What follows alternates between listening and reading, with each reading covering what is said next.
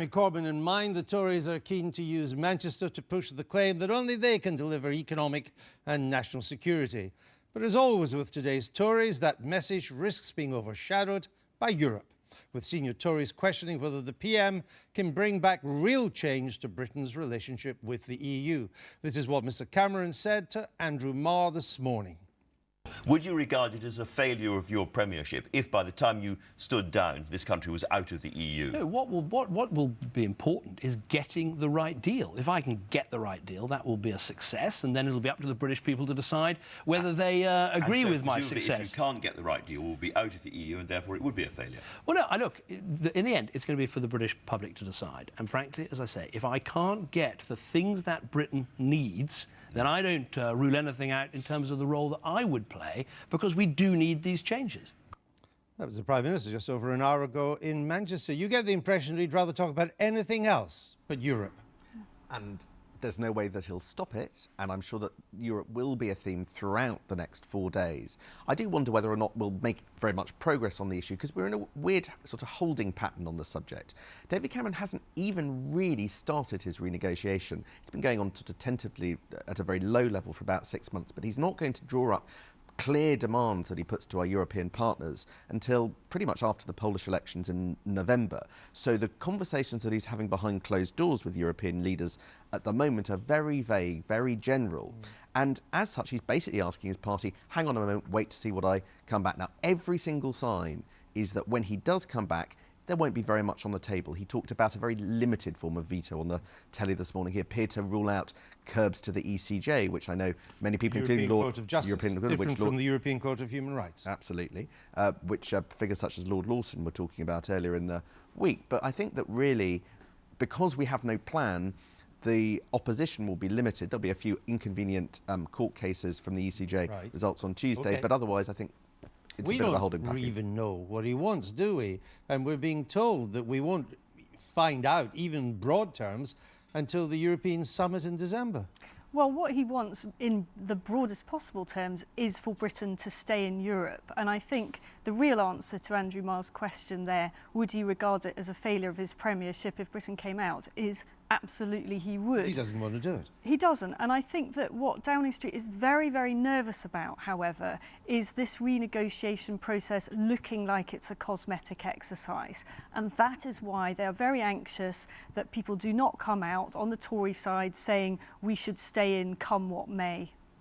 The renegotiation process, though, is a mystery. It's very hard to pin any minister down on what they think they're looking for, what they're trying to bring back, except in the most general terms.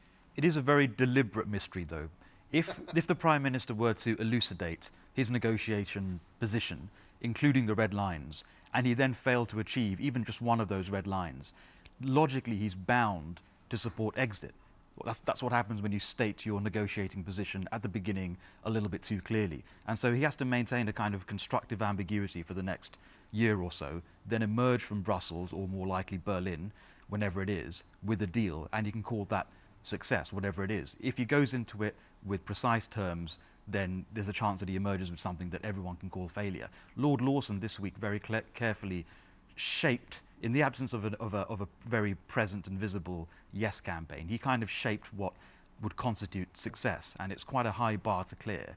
And he knows that if Cameron fails to clear it, then he's sort of logically bound to support exit, which he doesn't want to do. Now, he may not want to give us all the details, but he cannot begin these negotiations properly without giving the nation some kind of guide as to what it is he wants and some kind of yardstick by which to judge him. He just can't make it up as he goes along.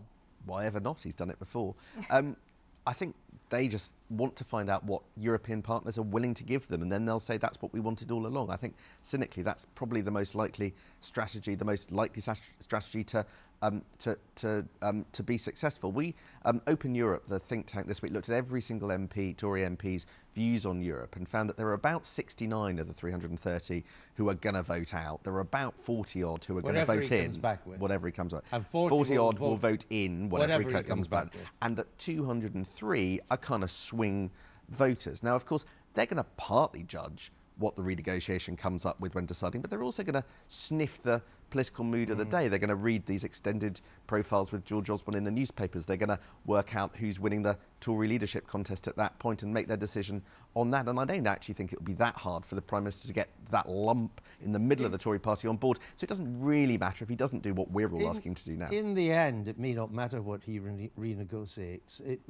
Probably more important is the mood of the country, what is happening on our TV screens come the referendum. Harold Wilson did not win the 75 referendum to stay in on the basis of the thin gruel he brought back.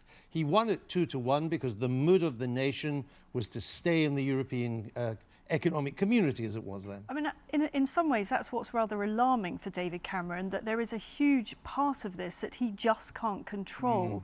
And crucial in that is the migrant crisis.